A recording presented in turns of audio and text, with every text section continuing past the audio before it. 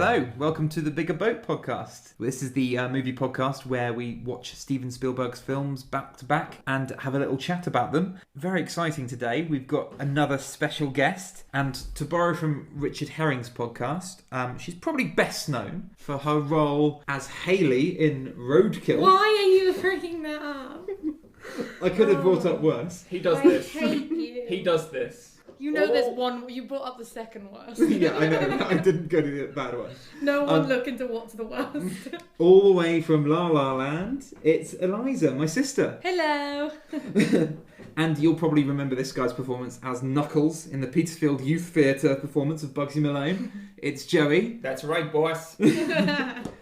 And you loved him as Geek Number 2 in Joey's film Higher Education. It's me, Luke. Hey!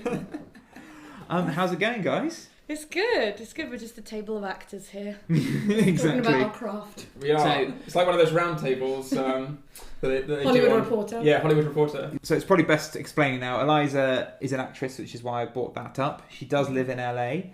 And actually, I haven't told you this yet. Is it okay if you tell Joey who you had a game night with last week? Oh, yeah.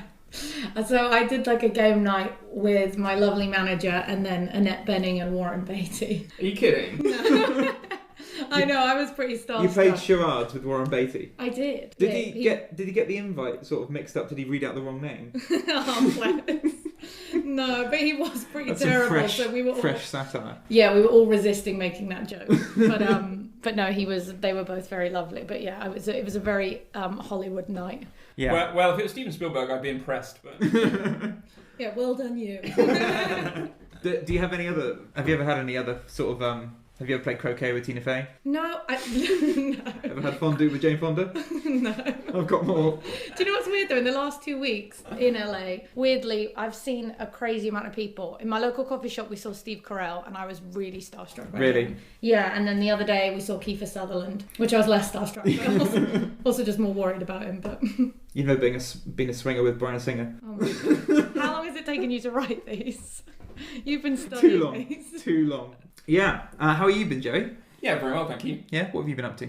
I've been at work. I'm actually doing a sculpture and stuff at the moment, but that's for another time. Are you going to talk about the sculpture No. at all? That's No, so cool. not yet. Or are you going to wait till it's finished? I'll maybe wait till it's finished. And how are you, Lizzie? I'm good, yeah, I'm really good. I'm Yeah. a bit jet lagged, but I'm good and I'm happy to be here. And you're back, going back home tomorrow, aren't you? Tomorrow morning, yeah, so... Sad. Well, I'm glad you came in to do the podcast, which we should probably mention is Empire of the Sun. It's 1987, Spielberg's film. We were one. We were what? We were one. Were we? Yes, we were born in 1986. Yes. Oh, we were one. I Oh. thought we had some sort of... Sound I like an thought we were- emotional song there. It's like- I thought we were having a Braveheart moment. It's like, I didn't know what was going on. Remember when we were one? Yeah. And I wasn't Cryptic. born. Can I share a little story with you? Yes. So this weekend I got hit on by a family member. So funny. Gordon Bennett. How did this happen? Well, it was my granddad's funeral, and that's why Eliza's back over Yeah. in the country. It's so And bad. I was driving her back from the church to my house, and my great aunt, who will remain nameless, sort of stopped the car, held the car down. I was pulling out the driveway. I rolled down the window, and she said, "Oh, I didn't see you in your glasses." I was like, "Okay, hello, how are you?" She's 80, by the way. Oh, 84. 84 or 85, something, something yeah. like that. And she's like, "Oh, if I were 40 years younger, or you were 40 years older, I'd have you." In fairness to her, she did also say, and if we weren't related. So that was kind that she was going to Nice avoid little caveat, incest. wasn't it? Wow. Yep. Wow. Feeling pretty weird about the whole thing. Yeah, and then the best part was she added at the end, she said, "Oh, if this window wasn't wound up, I'd have put my leg on the car." Oh, thank goodness we could all witness it, because I wouldn't have believed you. Oh, God, it's so Wow. uncomfortable. She's a Wow. character. It's right, as she left the funeral, I just went, "Call me." Old women love Luke, though. Yeah. Luke has been hit on by elderly women so many times. It's nice to have a type, Yeah. the elderly and the infirm. Yeah, it's great. It's nice to know that when I, eventually get older and get to a nursing home, I'm absolutely going to mop up. Yeah. So Hopefully your wife will finally fancy you. How was your wife's 60th the other day? So Eliza, normally we ask everyone about the last film that they watched. So what was yours? I loved it, but I don't think it's ever going to be watched by either of you. Okay. I watched a Netflix movie called To All the Boys I've Loved Before. Already seen it. Oh, you've seen it? So it's a teen rom-com. And it's so good. I loved it. I really liked it. Okay, I'm so happy. I thought it was good. Yeah, and also, like, we grew up on teen films. Like, our favourite films growing up were 10 Things I Hate About You, and, like, we watched that all the time. And Don't say it was my favourite. you loved that movie. It's a great movie, but it's not my favourite. Okay, It's not fine. how I want What to was your present favourite- myself on a podcast. What was your favourite teen film, then? Well, no, if I go for teen films, it will be going back to the 80s, it'll be the John Hughes stuff. It'll be Ferris Bueller's Day Really? Off. Oh, I love Ferris It will be Bueller. Breakfast Club or something like that. My favourite was Teen Wolf, the Michael J. Fox one. Yes! Have you ever seen that? I never saw that. It's really good. In fact, Luke was there because I had a big hiatus from seeing it. Yeah. Maybe like 15 years or something. And I ordered the DVD, and then Luke was in the living room. I said, "You've got to watch this film. You've got to watch this film." And then, do you remember I was actually like howling, almost like a wolf, with excitement? You were. You was were very probably strange. howling in the house beforehand. Like, "Ow!" Yeah. You are an animal. Ow! There's actually a bit in Teen Wolf where, you know, when it's the funniest bit. Michael J. Fox is wondering what's happening to him growing into a werewolf, and then basically he opens the door and his dad is in full wolf regalia. He's actually a werewolf as well. It's just a grey version. Yes, just a grey version, but it looks just like our uncle Stuart during the time. It does? So he opens it and he's just You know Stuart's going to listen as to a this. wolf. Stuart's 100% going to listen Check to it this. out. So that's all I thought of, and I laughed. There you go, Uncle Stu. Yeah. Are any of your family members going to be talking to you after this? None of them are going to listen to this, so it's fine. Okay. No, I think Uncle Stu will. He was talking about it. Is he? And Okay. Aunt Olive definitely won't. Thank goodness. Oh, I named her. You named her. Named and shamed. We love you. So that teen film, what was it called again? I think it's To All the Boys I've Loved Before. Yeah. But yeah, it was sweet. I liked it. It was like, sometimes you just need to watch a film that's a breath of fresh air. Like, it was sweet. I liked it. What was the last film you watched, Joey? I have to admit, I haven't really watched any films. I've been This watching. is the first. This is a first. I've been watching it because the new series of Ozarks come out. So I've not seen that. I'm about to That's- start that this week. That's Netflix. I'm 3 episodes into that. Did you Okay. watch season 1? No, I don't Oh, know it's what great. it is. You'll love It it. is it good? great. Yeah, Jason Bateman is so good in It's it. the best thing, just one of the best things Jason Bateman's I done. don't know anything about this. Obviously, the actual best thing he's done is Arrested Development. Of course. No, it's incredible. Hang on, the best thing Jason Bateman done is Teen Wolf 2. It's true. That's absolutely right. Forgot about that. There's a great bit. There's a We're back great on bit Teen where Wolf. someone throws a frisbee. Jason Bateman goes from looking like Jason Bateman. Someone throws the frisbee, and then he catches it in his mouth. During which time, in the cut of the editing, he's transformed into a wolf and catches it in his mouth. Do you know what? I feel like maybe you should be making a podcast about all of the Teen Wolf Yeah, films. maybe. Move on to the series because I haven't seen any of the series. So, Luke, let me ask you, what was the last film you watched? Last film I watched was a film called Hereditary. Have you heard of it Is or it a seen horror it? film? It is a horror And film. I haven't seen Tony it. Collette. Tony Collette. Tony Collette in a horror film. So it's this first-time director called Ari Asken. So it's essentially like about a family who live in this like isolated suburban house. She makes like these miniatures of like real life scenes in like lots of big dolls' houses, but as art installations. Okay. It's all very creepy. And then she's got this very strange daughter who is sort of almost autistic, so very withdrawn from the world, and keeps on making this sound in the background. Well, I'm already petrified. And something horrific happens about half an hour in, and it sort of changes the family, and something weird starts to happen. And you don't know whether it's something supernatural or something psychological, but it just ramps up the creepiness more and more and more and more and more until it just goes full on bonkers. So it starts off not being very scary, but then there's a shocking moment, and then it's just very creepy, and that creepiness escalates, and it gets quite scary towards the end. Does it deliver on that? It does. Creepiness? It's, you know how some films, like I said, because you don't know, it's ambiguous whether it's in someone's head or supernatural. Mm-hmm. Yeah. They double down and they say, you know what, it's one of these things. And at the end it says, no, this is the thing it is. Well, no spoilers. And I won't spoil it Yeah. at all, but it says, no, this is what's happening at the moment. And everything sort of, which seems a bit weird, sort of makes sense at the end because that's of it. good. That's quite nice because I feel like horror films can often just do whatever they want and then just leave it up to ambiguous. Like, No, yeah. so I quite like that. And so, but everything was sort of foreshadowed. But I liked it. I've thought about it for a while now. It's been in my head, and when I got up to go to the loo that night in the dark, I was slow, had to turn the lights on to go, and I haven't had that in a while. Yeah. Oh, okay, well that means it's good. I really liked it. It was a good I always film. think if a film stays with you a few days after you've watched it, I think that's a good sign. Really well directed for a first-time director. First cool. feature film. So That's good. Very good. Now, do you remember the thing I told you when we were watching the film Solo, when we came up with the idea for the podcast? What I told you about Hereditary?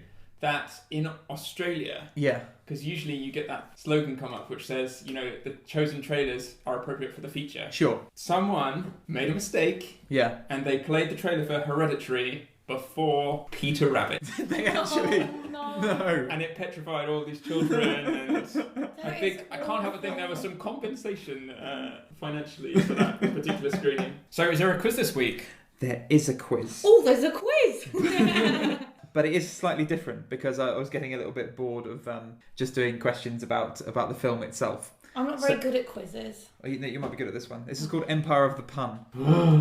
Okay. This is the thing. Luke, my brother, I literally grew up with my brother winning at every game and every quiz, and it was infuriating for my sister and I, and this is just going to be the same thing again. Well, I'm not going to play this quiz. I'm the quiz master. Exactly, but it's just going to be another example of how you're more of a film buff and smarter than me. Well, yes, we know that, but this is quite risky doing this. Anyway, so what I've done is I found some film titles Okay. that are porn film names. Right. That are puns of real film names. And we have to guess the original. So I'm going to give you the fake plot of a porn film. And I want you to, which is mixed with the real plot of the actual film. Okay. And I want you to give me the porn title name. Okay. Okay. Yeah. Okay, so I'm guessing we kind of have to guess the real name and then the porn title. No, you I just want the porn title name. So whoever's the first one to say the porn title name. But, I mean, Did a lot of research for this, by the way. I have a feeling Joey's going to be better at this one.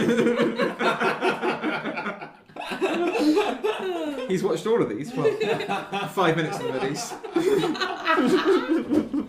Poor Joey. Okay, so I'm going to give you an example to start off with. Okay, so this Robert Zemeckis film finds Kathleen Turner as a romantic adventure writer in the Colombian jungle, searching for a priceless gem and her sister with the help of a sexy skeleton played by Michael Douglas. Romancing the Bone. Yes! And my point is proven. Was that a good one, Joey? Was it a classic? Okay. So that is the example. No points for that. Now, first one for the title. This is the real round. Okay. George Clooney and Brad Pitt assemble a team of thieves to steal a foot-long sex toy from a casino. Oh, it's so hard. Eliza's head is in her hands. I know. Jerry's remembering the film. Joey's reliving the film. Give me a moment. That's all it takes. Are you going to pass? Yeah, I can't get that one. Yeah, neither. Ocean's 12 inches. Oh, that's hard. It was a hard one. That's quite hard. Clues in the things. You've got to listen. Sorry. Got to be in it to win it. Which is what makes... Never mind. I love the fact that this is the dirtiest version of this quiz we've ever done, and Yes. it happens to be when your sister is our guest. It's fine. It's absolutely fine. That's the Bennett way. It's So weird. that's how it is in their family. It's very weird. Okay, Lara Croft gets shrunk down in size in a gynecologist's office and has to help the doctor retrieve a coil that's got stuck in a patient. Womb Raider. Yes. Oh my goodness. I am terrible at You're this. really bad at this. Number 3. Womb It's rape. 1-0 to Jerry. George Romero directs this allegorical zombie movie where the dead rise to kill people with oral sex. Night of the Living Mouth or something. No. It rhymes.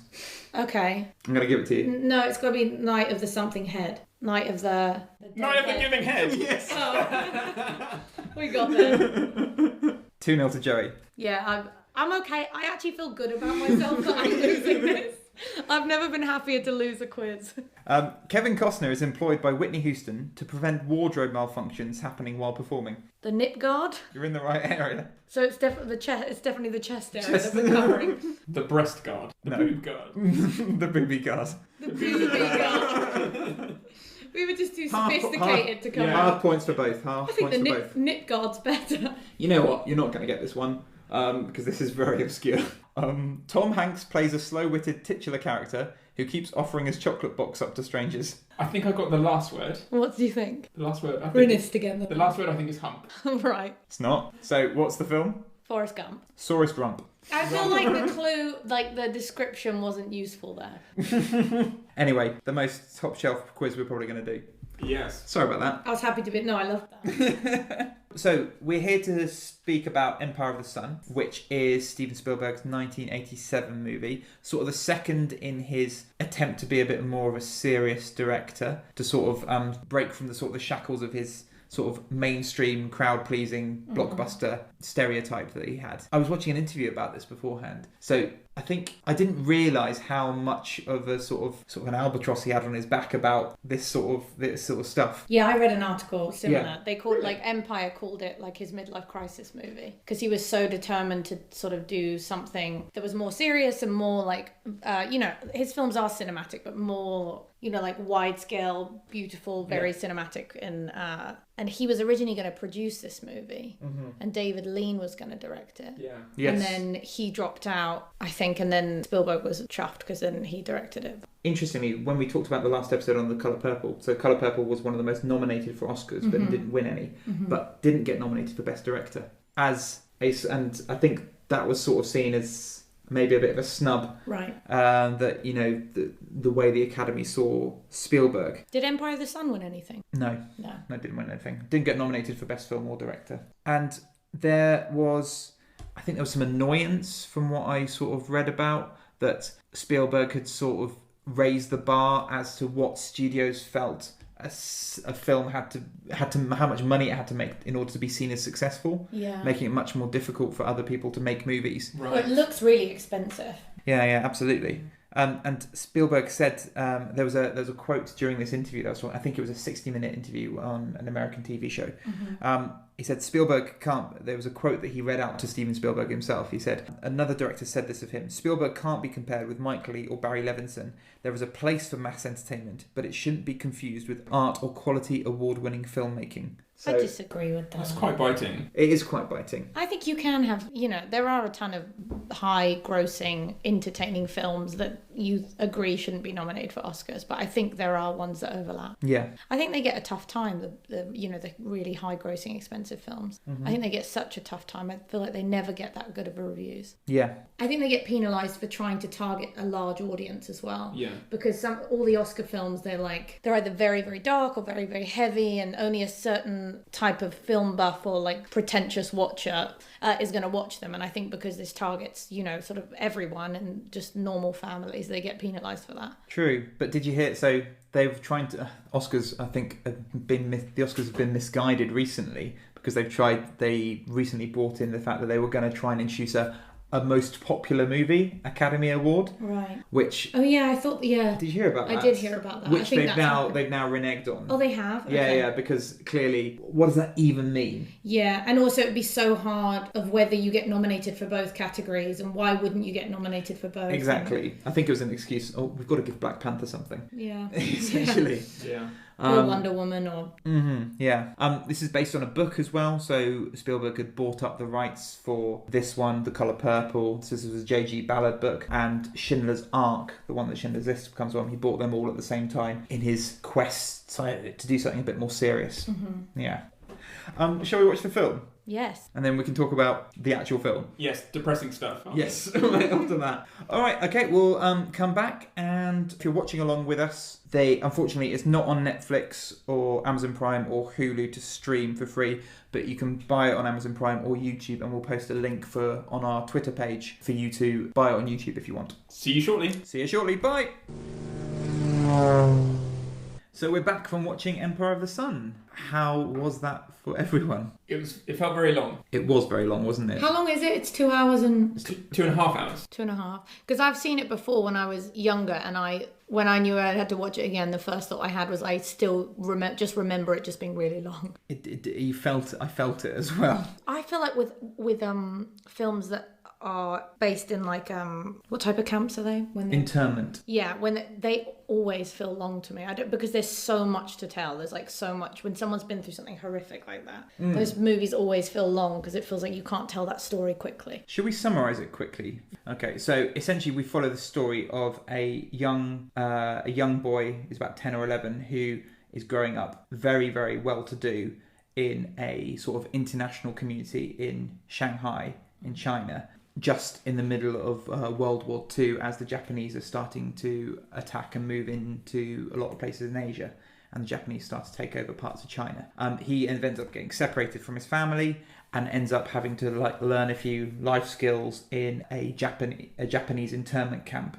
He's also sort of fascinated with flying as well, and shares a sort of weird bond with some of the kamikaze pilots who are training in the air camp next to him. And it's sort of, I guess you could say it's a coming of age story, but I actually don't really know what this film was about.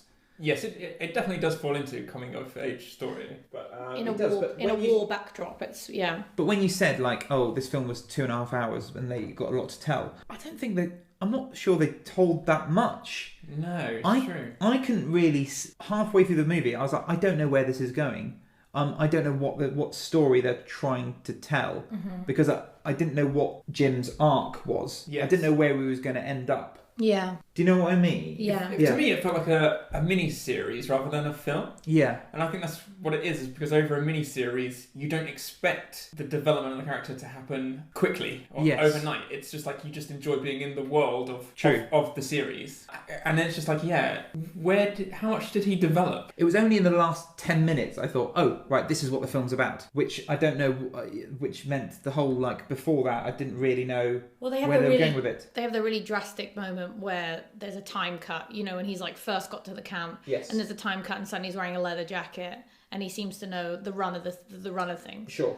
And that's him going from kind of the irritating kind of a burden on everyone's life to then suddenly literally the next scene he is a help to everyone in the camp. Little survival skills. Yeah, exactly. But they literally do that in a cut, which is interesting because the film is really long, but the one point of development they just do with one cut. That's interesting, actually. I didn't notice that. Yeah, that's true. I did actually think that transition was done really well. He did look noticeably older. It almost looks It's like he's only wearing the a haircut, wig. Like his haircut, they obviously make it really choppy. Yeah. But I was like, I know it's not a wig, it can't be because he's a child. They wouldn't make him wear a wig. But his hair looks very strange to me. I think it's meant to be like a bolt. It's meant to look like it's been just cut by someone, hasn't it? Yeah. Was it just me that with that hair and then when he had the glasses on and all of the other Little Tom Cruise? Yeah. Oh, 100%. Yeah, it was a little Top Gun, wasn't it? Top Gun would have only been the year before, 1986. Yeah, that's true, actually. Yeah. So it couldn't been a reference because it would have been while they were shooting, probably. Yes, that came out. that's true. Great minds think alike. Maybe that was the cool style though at the time. People thought that was what, Japanese internment camp style? No. But leather jackets and aviators. Okay, yeah, probably wasn't it? Yeah. So question for you guys. What do you actually think this film was about? What do you think the big themes were? I think wealth is they're trying to make a point, I think, with wealth and sheltered lives and how, because he is a little bit irritating at the beginning. He's irritating throughout. Yeah. Yeah, material possessions. Yes. As well, because remember they go to that, what is it, like an arena that's full of loads of people's... Yes. The rich people's, possessions, which people have looted. Yeah. And all that stuff. And he sort of looks at it, it's not even really clearly stated, but you imagine he thinks, what is this stuff worth without his parents and stuff? But that's not clearly stated, but that's what I came at it from. I'm not sure I don't know whether this was a point that they were trying to make either, but I don't know whether there's a little bit hinted that he doesn't necessarily want to... Other than his starvation, obviously, that he doesn't necessarily want to leave the camp. Mm-hmm. When they talk about, obviously you want the Americans to win, and he always feels very divided when that's said, because... Yeah. And so there's a little bit level of he has a role there, and he has relationships with people there, and I wonder whether they're trying to make the point that he's, no matter whether he had all this wealth before... Mm-hmm. And now he has nothing, but really was there, other than being hungry, he seems, if anything, more full of life and happier at the camp. Like a surrogate family in the camp or something. Yeah. Yeah, and I love John Malkovich. But they could have stated that much clearer. I think the whole thing's about the death of innocence of childhood. Mm-hmm. So, and similar to E.T. Yeah, but E.T. is much more potent. And it is, because I think they try and cram that all into the last 10 minutes, which is what I thought when you're like, oh, where's this going? I was like, okay, they're trying to say, he's going through, he's grown up and he's lost he's completely lost the innocence of childhood. Like when he's resuscitating the Japanese guy, and then you suddenly see a flash of him resuscitating his younger self. Mm-hmm. And then just before that, when he's on the way to the stadium, he throws away all his kids' possessions. Yeah, I thought that was nice. New. The resuscitating, I thought that was very clearly making a point. So I think you knew what they were doing there. And that's I read a quote from Steven Spielberg which said, this essentially is the reverse of Peter Pan, because Peter Pan is about resistance to grow up. Uh-huh. And it's not that Christian Bale's necessarily reluctant to grow up. He has to grow up quickly. Yeah. Because of the circumstance. And I can see that. Yeah. And even at the beginning, he's obsessed with war, though. He's obsessed with, when he sits in that broken plane. Yeah. And he's obsessed with, like, the idea of shooting other planes. Yeah. And yeah, so he's always had this really strange infatuation with war. And there's I think the danger of him seeing war as a game. Yeah. Yeah. But I think what's interesting as well is this feeling that you don't quite know the beginning, middle, and end of the film, I've found often happens when they convert films from books, especially war films. I've found that often, like that book Unbroken about Louis Zamperini. I've got to say it right because he's an incredible. The Angelina Jolie film. Yeah, but again, like as a book, what an extraordinary life this man has lived, and it's incredible that he's overcome it. But as a film, the problem is that films have a structure to have that beginning, middle, and end, and with a life story, there isn't really a beginning, middle, and end. Yeah. And so it was. I think they struggle really to have like the poppy structure. Yeah. That makes you go, oh, we're in the climax now, and we're in the. Yeah, should we talk about that for a little bit, because this is a similar. He had a similar problem with The Colour Purple as well, because that is done in a diary format, the book. Yeah. And I think. This was done sort of like as a memoir, because the writer J.G. Ballard actually was in a Japanese internment camp as well. Yeah. And he did it as sort of a memoir as well, making it very, very difficult to adapt. And if I remember, the book's very long as well, because I read the book. Have you read it? Okay. Yeah, but as a teenager again. So they actually got Tom Stoppard, the famous playwright. Yeah. I don't know if he was famous at the time. I met him. You met Tom Stoppard? Yeah, I auditioned for Arcadia. Oh, wow. And I got down to the last two. And I got to read in front of him. It was like it was a real honour. Oh, that's amazing. Yeah, it's extraordinary. Sorry, let me just pick some of these names that you've dropped off the floor. Hey, you brought him up. It's a mess in here. I was going to say that, just back to the structuring, the difference between the book and the film. The structuring of a film is kind of imperative to make your theme really clear. Yes. Like, for example, I know Francis Ford Coppola, whenever he gets a book that he has to adapt, so The Godfather, the first Godfather film, he distilled into one word, well, two words, because it was like a succession. It was about going from being Marlon Brando being the head of the family, it passing through a generation through to Al Pacino, who was at the beginning reluctant, and so he said that made the decisions that was in the back of his mind as he made every directing decision. One theme to build on. Okay. Yeah. So that affected the clothes that Al Pacino wore, because you could see that he got more expensive clothes and all that stuff, and it was all boiled down to one thing. And I feel like with Empire of the Sun and the way it's structured, there's too many short scenes. Yeah. And so you don't get to know each character in that situation for long enough. Yeah. And so that adds to this whole sort of I'm worn out feeling by the end of it. Mm-hmm. Without an overarching point. I feel like one theme needs to ride above all the others. Sure. And that's missing, I think. All the themes, so let's say there's like 5 or 6 of them. Yeah. They're all on a par. Yeah. And I think that's when you've got like a big, like Laz says, like you've got big source material, like the book. I'm sure you've got so many characters to draw from. Yeah. And you want to do justice to the book, I'm sure. But if you've not got that sort of, I guess, that one theme, that one idea, it makes it difficult to cut things. So there are some characters in there that, like, let's say, some of the scenes did feel like, what was the point of that being in there? Yeah. Like a lot of the Miranda Richardson scenes. Yeah, I agree. She's very ambiguous. So you said, well, as in, like, why are we following her? Yeah, you're like, are you trying to make that she's a mother role, or is it meant to be an awakening of his sexual identity? I think that's what in the book it was meant to be. And Oh, then that- you sort of see the hint of that when he's watching them have sex. That Yeah. did not come across. It literally was like, oh, he just happened to be seeing it. Yes. Oh, There no, was I no, thought- there was I no thought- sense that he was actually learning something. It Oh was no, I literally got just, the vibe that he was like getting a bit turned on. Really? Yeah. Learning something. It's not the... That's, And Joey British also, wartime couples having sex, that's how you learn your lovemaking from. well, Joey also learned something from that movie Exactly. as well. Yeah. Close your eyes and think of Britain. But yeah, I mean, traditionally, lots of films break these rules brilliantly. But it's meant to be 3 acts of a film that you have your character climb up a tree, and then you have them stuck up the tree and not know how to get down. And then in the 3rd act, you either get them down from the tree or you don't, depending on what ending you go for. Yeah. And then amongst that, you have multiple themes. But I think that's where these kind of long biopic films are really struggle to. It's difficult grab you. to pick and choose what moments are going to really serve Yeah. your story, isn't it? Yeah. Yeah, and sometimes I think it can end up feeling a bit bloated. I think I'm being a bit down on it because I didn't think it's a good movie. Yeah, I actually I really did enjoyed like it. I don't want to be negative about it. Yeah, it is really good. It is really... It's got some beautiful moments in Yeah, it. it's really epic. Yeah. There is, it's just missing that one thing to stop it being a really great Steven Spielberg movie. Even though it's got all of the Spielberg themes, I think. Yeah. A lot about parenting, a lot about from a child's point of view.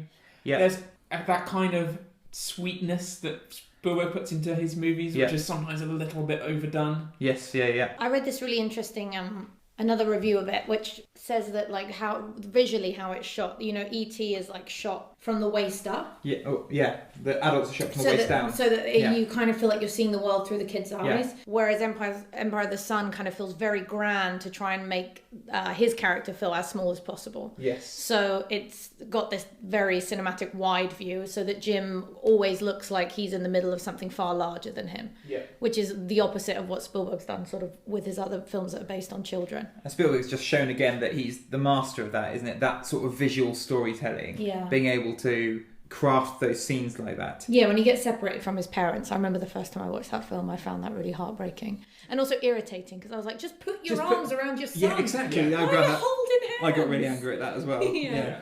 And then when he picked up his plane, I was just like, you idiot. Yeah.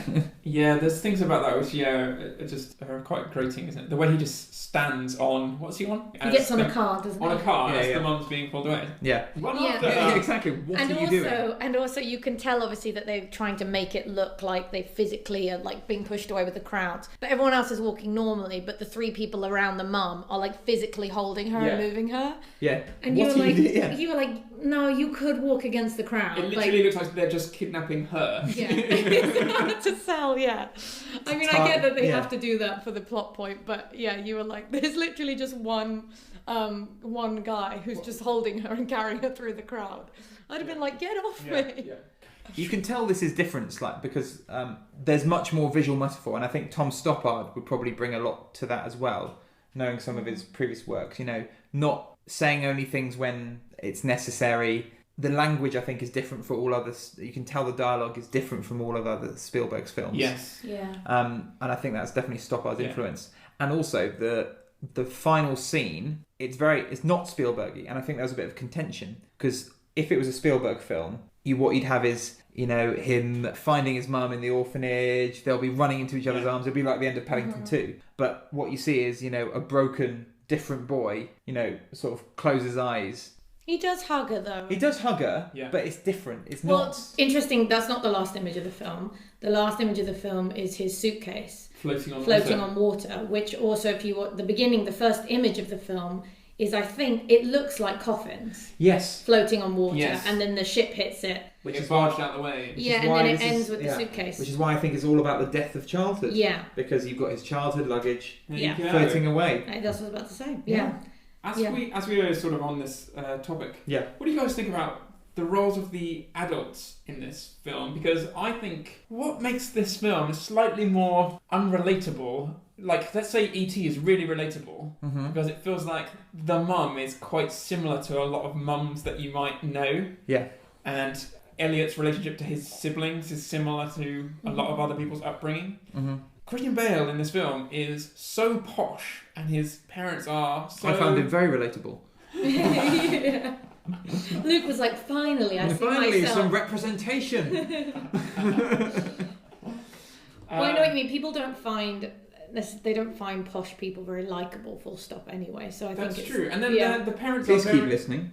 the parents are very frigid. They're very they're not very warm. They're not overly loving with you No. as a child. But that's probably accurate. Neither is Miranda Richardson. Neither is Joe Pantoliano or Nigel Havers. Nigel Havers is probably Yeah. Who more does he fatherly play? figure. The Doctor. Oh yeah, and then also the relationship with the elderly man who knew them from their wealthy life. Yes, Leslie Phillips. Yeah, that's right. Yeah. I quite liked him in it, but I love John Malkovich in it. John Malkovich is really good. He's really good in it. I find John Malkovich is a bit hit and miss. He's really good in being John Malkovich. Yes. But I mean...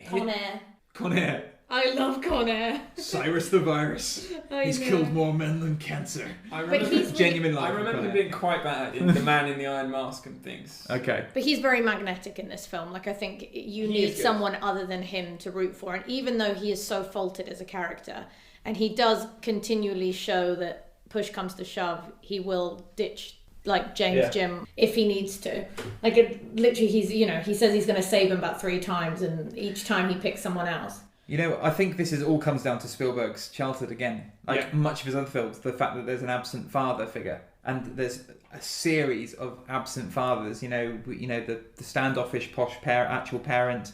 That you got Basie, who consistently lets him down. I guess maybe the British couples as well, Miranda Richardson and her husband. I just think they were underwritten. They were just a little bit underwritten. But I think it's just another. I think it's meant to be just another theme of he can't rely on anyone else. He needs to start relying on himself. Yeah. Which we see in a lot of Spielberg movies. Yeah. I just think it's such a strange mix of the sort of the sweetness that he puts into his movies and absence of love in this film by the adults. No adults seem to love their offspring at all. No, it's true. Yeah. I think the real star of this film is Ben Stiller. Yeah. It's really strange to see him. I don't remember him being in it the first time. If you watch it, he looks very young, doesn't he? He does look very young, he's got like 4 lines. He does 4 lines, but do you notice he's doing sort of like Blue Steel in most of them? He's sort of doing little pouts. He's pitching Zoolander even at that time, Yeah. It's so funny seeing him in it. So, shall we reveal the fact about Ben Stiller? Oh, we talked about it this morning, didn't we? Yeah, you go for it. So, before we start recording, a little mention about Tropic Thunder just was mentioned before we pressed the record button. And apparently, it was whilst making this film that Ben Stiller came up with the idea for Tropic Thunder. That far in advance? Yeah. Because he got shouted at by Steven Spielberg. Oh, wow. So, during the scene, when Christian Bale is... that very good tense Spielberg-y scene where Christian Bale gets sent out into the possible minefield to catch the pheasant. Yeah. And then everyone else is taking bets on him. Apparently they filmed a bit of that as like an 8-minute long tracking sequence. And then Ben Stiller fluffs his lines at the end of it. And then he fluffs his lines and then called cut himself on it. So it's his first film and he called cut on the Spielberg movie himself. And apparently that didn't go down well at all. Yeah, that wouldn't go down well at all. I think it's interesting that you never really know ages of actors, and then it's so funny seeing Christian Bale as a child and Ben Stiller as an adult, because I'd never thought that Ben Stiller was like drastically older than Christian Bale. No, I wouldn't either. But what a dynamic on a film set when a kid's there. I mean, it's so crazy. That would have been a whole... I was going to ask you that. What's that like? Because you've been like a child actor in an adult film. Not like that. You've been a child actor in a film surrounded by adults. Yes. What is it like? What's the dynamic like when you're doing that? It's really nice because obviously everyone's really, really nice to you all the time. Okay. So, but I think it's difficult. I think that's why sometimes child actors go a little bit loopy, is because you are with adults all the time and you are to a certain degree treated like an adult. And then you finish filming and then go back to school, and then you have to go back into the dynamic in which adults are authority, and then you're with your own age. And so I think that's sometimes when kids start to lose it and become a little bit, arrogant, as you would do if you were given everything and treated like an adult at 13. Yeah. Sure. And so I think it is difficult. I'm interested to know, like, when you were younger, do you feel the weight of the production on your shoulders? As in, like, are you aware, like, oh, this is a 30 million... production or whatever, and do you feel more nervous doing that than, let's say, like a 2 million little independent? No, the one thing that I will say is that I did not feel the weight of anything, and I had no concept of money at all. I didn't really understand what was a really huge budget.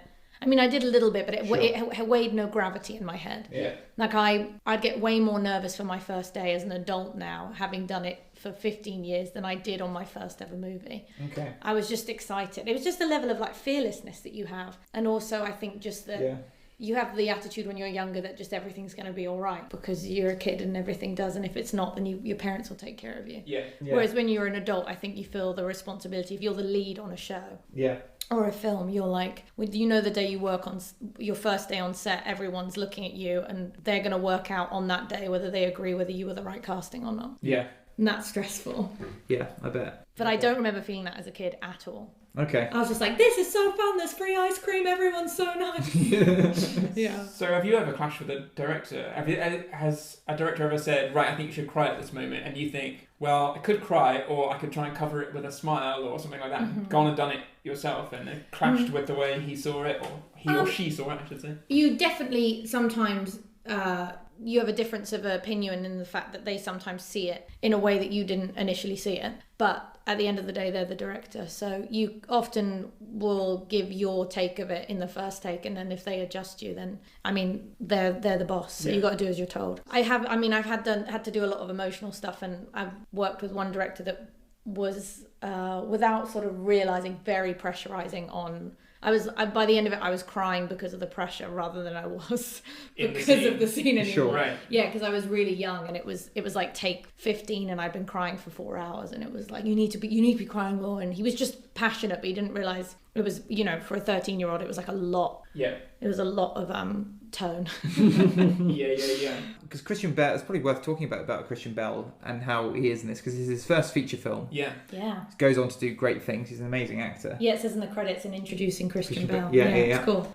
He was found... So this is the first time he's worked with British kids, isn't he? Spielberg famously brings brilliant performances out of kids. And he found, I think they auditioned 4,000 kids in about 9 months before they found Christian Bale. I don't know how many auditions do you think he would have gone on if it was that like 4,000 kids? The only time I've done an audition on that scale was like 3 or 4, but it was over about 4 or 5 months. Really? Okay. Yeah, but then like Nanny McPhee, because it was about chemistry, if they're really passionate about chemistry, that was 8 auditions. Right. And workshops, improvs, like with children as well, they tend to do improvisations with you to see if you can react to change and... Yeah. Okay. So I was going to mention, because we know that when we talked about The Colour Purple and stuff, Yeah.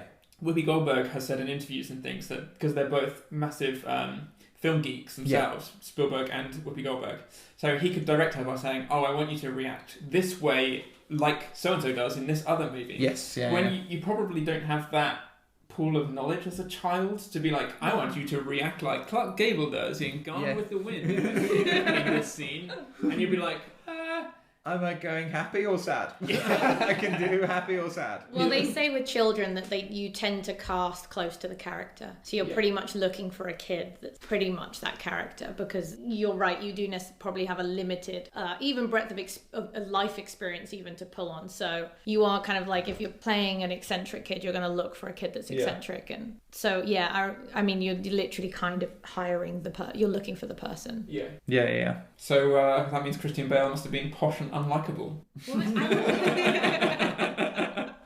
I wonder whether Christian Bale was posh though. He's Welsh, isn't he? Well, because now his accent is so jumbled, I don't quite know where he's from. So yes, he was born in Wales, but to English parents. Was he? Okay, fine. I thought he did a great performance though. He was especially for a child. It's extraordinary. When you cast a kid, you usually cast them in a particular way. Normally they're a likeable kid, and that's their role. Yeah. This is a posh, quite pretentious, materialistic, can't quite bond with other kids. It's an interesting role for a child. When normally a child is just generic child. I think it's hard, full stop, as an actor, if you're to play someone that is reading unlikable, because no one themselves thinks that they're unlikable. Yeah. So and also you have to be you can't write a completely unlikable character, otherwise no one's going to care about them.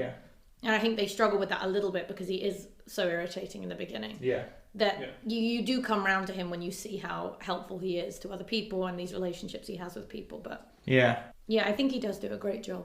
Do you think Spielberg likes British people? I don't know. he describes like the British camp as being, really lethargic. When the British people making love is, dreary and thinking of Britain. He keeps on he wants to go to the American camp where it's full of jocks and they're all wearing aviators and high-fiving each other. I think there is a danger sometimes with, obviously, Spielberg is American. Yeah. Representation of Brits by Americans. Like, yes. Have you ever seen Match Point, the Woody Allen movie about tennis? And it's just like, well, all English people are posh, right? Yeah. And it's just that they're all quite posh and unlikable and very unloving. Whereas if you've got a group of young English lads staying in the same house, I mean, it would not be reserved by any means. There's like another English stereotype which you could play on. Yeah. But I guess also back then there was a very probably particular stereotype of English people being very reserved and a little bit uptight in it. Speaking about British things, actually, did you see that Christian Bale actually gets saved by spam? It's in I'm very pleased that Spielberg knows what spam is. Yeah. might be a Monty Python reference. Could be. I'm going to talk about some classic-y Spielberg shots that I really liked during that. So we've got our very typical wonder shot, the one where the camera is looking up on someone seeing something in awe. So and that's when Christian Bale sees the American pilot flies through the sky, and he gives him a thumbs up or winks at him. Yeah. And he's on the roof. You see him on the roof, and it sort of looks up at his face in awe. Mm-hmm. That's the typical wonder shot. So we had that there. How did they film that, by the way, Joey? How did they get the plane so close to? Well, well-trained pilots. Apparently, they did try to do it with sort of like half-scale planes, remote controls. I heard that they used like these miniatures that were actually like 18 feet long. Apparently, I also read that Spielberg didn't particularly like the result, so then he went back to Spain and reshot with full-size planes. Did he actually? Yeah. Okay. It wasn't quite convincing enough for the perspective. Fine. Yeah, you can imagine it's just like a little plane on strings, just And I thought I heard another Disney reference in there as well, because when the nuclear bomb goes off. Yeah, and he thinks that she's going to heaven. He thinks she's going to. There's a little tinkling, which is just. I thought that's the beginning of like when the fairy comes in Pinocchio. Oh yes. When you wish upon a star. Yeah. It's that same noise when he thinks because Pinocchio comes on quite a bit in Spielberg movies. Yeah. I thought that definitely sounded like that. Yeah. I never noticed The note that I made for that was, I like the idea of that scene much better than the execution. Sure. For some reason, it just didn't quite. The idea that he thought the light was her dying, yes, and actually it's Hiroshima. Yeah. The idea of that is quite good. Adolescent confusion that happens there, but it just didn't quite add up to the dialogue around that whole thing. I agree. I think was a bit weird. Expositional because I think they had to. I think it wasn't clear enough, and so I think they had to add the line. I thought it was Mrs. something, whatever her name is, going up to heaven. Yeah. I didn't know it was. I've now learnt a new word, atomic bomb. Yeah. Like, oh, okay, now it was. And like then it's really atomic bomb in Nagasaki on the radio as well. I bet anything that they showed that to an audience and they didn't understand, and they added it. They probably. I bet you anything. And also because from being ambiguous to overstated. Yes. There's no middle ground. Absolutely, it does. And there's a bit where he says it's like God taking a photograph. Yeah. Shut up, kid. Oh, poor kid. Poor kid. It looks so harsh. There's some beautiful shots. I really like the shot where he sees the Japanese plane for the first time, and he salutes the kamikaze pilots because he's so excited, and all the work they're doing on it produces the sparks that are like fireworks. It's a really amazing shot, and then you see the sunset in the background, and he uses the sunset really well. A lot of it's shot at the magic hour, like in Sugarland Express. That hour at sunset or sunrise. Yeah. And the sun always mirroring the back of the Japanese flag. Right. Really good. I wasn't a massive fan of the soundtrack. No, nor was I. Yeah. To the point that because sometimes you don't notice the soundtrack because it just beautifully adds to it. Sometimes you notice it because it's incredible and you can't not notice it. And then there were multiple times in the film where I was like, oh, this is a bit much, or this feels really mishmash, or this feels like every dramatic back thing to a dramatic scene I've ever heard. The recurrent choral theme, which I looked up at the end because what is that? It's this Welsh lullaby. The one he sings to the soldiers. Yeah, that comes back, and the one he's singing at the beginning, the soldiers at the end. It's called Suogan. It's a Welsh lullaby, which means like the humming song. I don't think it has much meaning at all, but I wonder if they used it because Christian Bale might have known it because he's Welsh. Maybe. And sometimes when you're a kid as well, they're like, well, what songs do you know? And if he might have been a choir boy. I feel like there's a danger with treating someone's, like the audience's emotions or predicted emotions sort of so objectively. Yeah. I think that Spielberg had Christian Bale sing again, and he just assumed that the audience were going to be touched by it and want to cry in the same way that the Japanese, the head of the camp cries. Yes. It was a strange moment. So when you don't feel that as an audience, when you see him crying, you think that's an overreaction. And it's not that sad. Not just him, because they go from everyone in the camp seeing him out of the window and having a real moment of profound, I don't know, admiration for him. It feels like that he has a strange relationship with that Japanese camp officer. Anyway, I didn't really get him. No, nor did I. I think they just needed to show that sometimes people were violently treated, and so they had this character that came in and occasionally beat people up. Yeah. And then I think they needed the kid to seem like he was special. And so he sometimes spoke Japanese and went on his knees and calmed him down. But other than that, I didn't really get the point of that. Yeah, no, nor did I. But with that, that's interesting because I wrote down that the violence wasn't that bad. I think if you wanted to see someone struggle more, I thought it would be more harder to watch in terms of there'd be more violence, there'd be more beatings, but realistically it's only Nigel Havers and Basie that really get beaten up. That's true. And Nigel Havers, him acting when he gets beaten up, it's like a exactly, it's like a cartoon character. I know, I bet you anything they ADR'd those sounds in though. Yeah. Nigel Havers even answers quite a few people back, like, I am a British doctor. Yeah. It's like, why? As if they don't know yet. Yeah. Like, did we not think you guys... That's what I do when I go to work every morning. Don't you know who I am? Can we talk about Bad Medicine? Here, Nigel Havers' resuscitation of that woman was pretty shoddy, to be honest. Just a heart pump, right? It was a little heart pump, but far too slow. It was just a one-off every now and then. So you're meant to do it at 100 beats per minute, so it's meant to be a... Oh, that's quite quickly. Quite quick. He told him not to go very quick. I know, exactly. He did it wrong. Wow. So you meant to do it. If you want it, it's the tune of Staying Alive. Oh.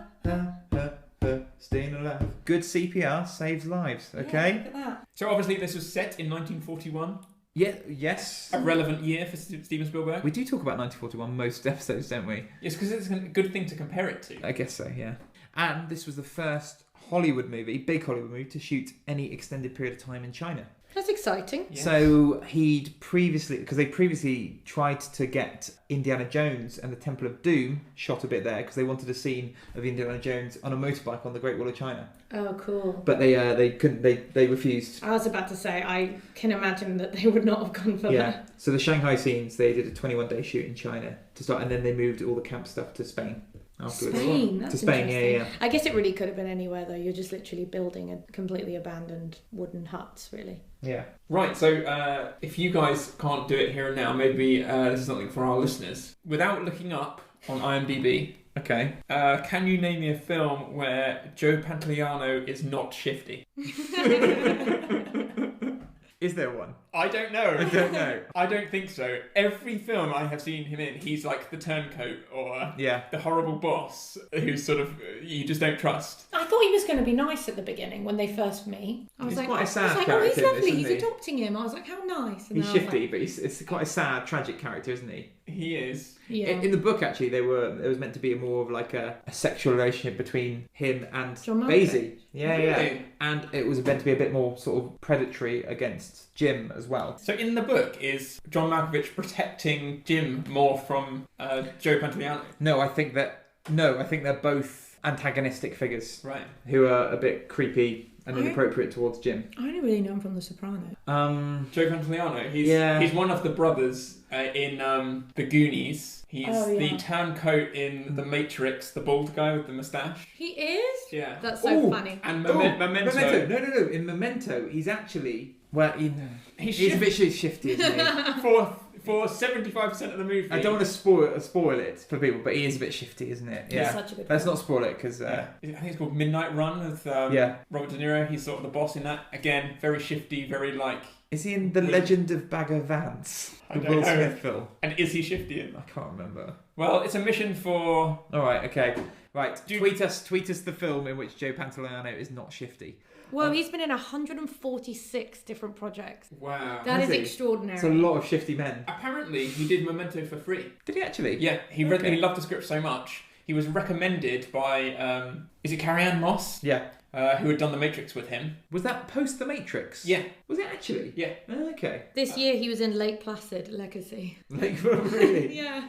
The sequel that everyone was asking Playing for. Shifty Man 4. Actually, one thing I wanted to ask you about, Joey, is David Lean's influence on Empire of the Sun. Yes, I was going to mention this. Yes. Because a lot of those camp scenes are very similar to Bridge on the River Kwai. You know what also it reminded me of? Another David Lean film. He did Oliver, didn't he, in the 40s? He did, yes. Like, this is Starring very much... starring John Howard Davis, he went on to direct Fawlty Towers. Did he? Yeah.